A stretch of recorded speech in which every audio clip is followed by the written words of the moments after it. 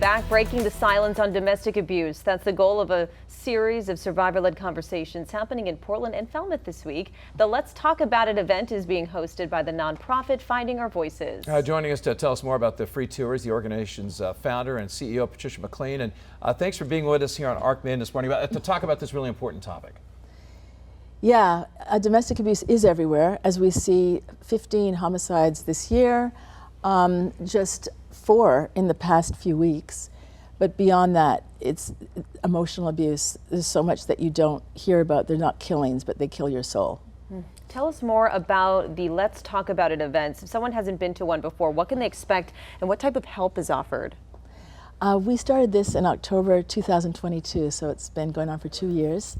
And we take around a panel of our sister survivors and probably about 6 women tonight at the Maine Irish Heritage Center.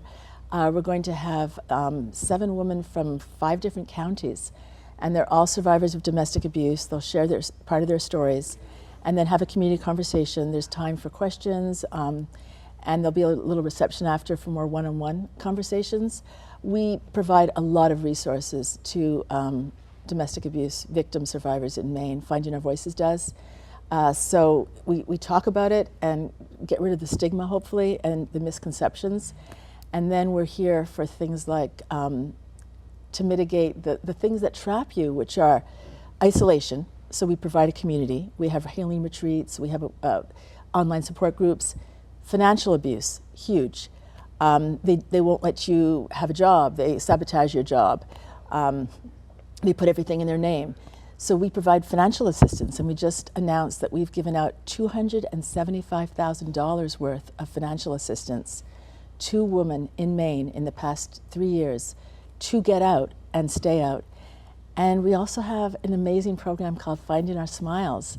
We have 32 dentists in Maine who are giving pro bono dental care for survivors of domestic abuse. And I hope he's not seeing this because I want it to be a surprise, but I'm heading over after this to Two Lights Dental in Cape Elizabeth because Dr. Jacobson provided more than $14,000 worth of dental treatment to give back the smile of a domestic abuse survivor. Sorry, I'm just saying a lot of, but she had to wear a mask at work. She's a nurse in a hospital before and after COVID because they told her that her image was not appropriate for the hospital because her teeth were rotten because she was not allowed to brush her teeth during the relationship.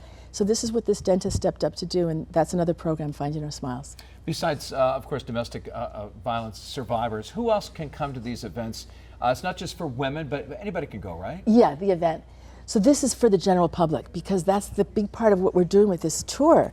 Is we need to educate the public because they have the stereotype, a woman with a black eye.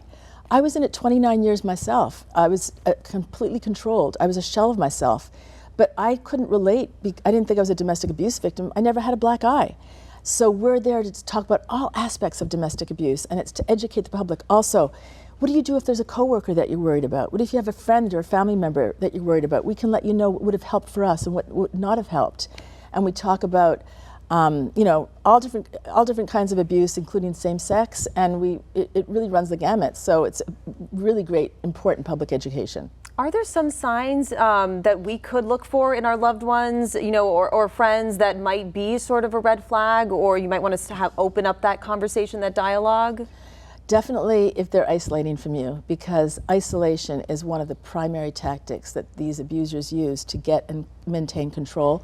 So if all of a sudden the person that you love or a coworker doesn't want to go out with you anymore, is canceling things that they used to like to do with you, you can't get them on the phone. They always have excuses. Another thing is they sort of lose their personality. Like if you notice that they're not the sparkling person they were anymore, or they're very stand-up. That's what they tend to do is they sort of turn you into a shell of yourself. And so I would look out for that, for any big changes in personality. And also keep your eyes and ears open. Like if they tell you things like, he doesn't want me to do this, or I'm not wearing my hair because of that, or I'm changing my clothes, dress because of that. hey, you could say to them, like, that doesn't seem like a good thing, you know? So it's important to keep your eyes and ears, because sometimes they'll say things that it's normalized to them, but they don't understand that at that point, you know, that there's something wrong with that. How do we help and make this not happen in the first place? Like, just like health, preventative. Yes, well, that's, thank you for asking that, because we are starting a high school campaign. We're going into a number of high schools in Maine, and we're having conversations with the students, and we're learning things like a lot of people don't understand, that how often it is that someone who's like 13 years old and their boyfriend is threatening to kill themselves if the girl leaves them. Imagine what that's like for a 13-year-old to have that on their head, and they don't even see that as manipulation, which often it is. So we're talking to the high schoolers to find out what is really going on, and then we're coming up with these really fun campaigns, fun with domestic abuse, but that's part of the yellow. It's just to get people's attention and get it out there. But to be able to, for the young people to recognize the red flags, also to see things that are normal, that are not normal. And like one of the things we're doing is asking them, look at, you know, songs, for instance. Like, what are some things that you're listening to that make it sound like it's romantic and passionate, but actually it's not so healthy. So that kind of thing. And then we'll have a campaign that will roll out to the high schools, and they're going to work with us, high school students. That's really important. Education needs to start younger, middle school, really. Do you have a website where people can find out more information and maybe sign up for one of the events? Yeah, findingourvoices.net. The Maine Irish Heritage Center tonight and Saturday morning in Falmouth are free, open to the public, no need to register. It's the last events of the year. We've done about 25 this year, including community colleges and high schools. So come if you can, and just look at our website, follow us on Facebook, because we're doing a lot of stuff all the time, and you can keep up with us that way. Thanks for getting the word out. We do so many stories here at this station on domestic violence, so we appreciate you coming on. Thank you. We really appreciate it. And if you are someone you know is struggling with domestic violence and abuse, the Maine Domestic Violence Helpline is available 24 hours a day, and that number is coming up on your screen. Stay with us.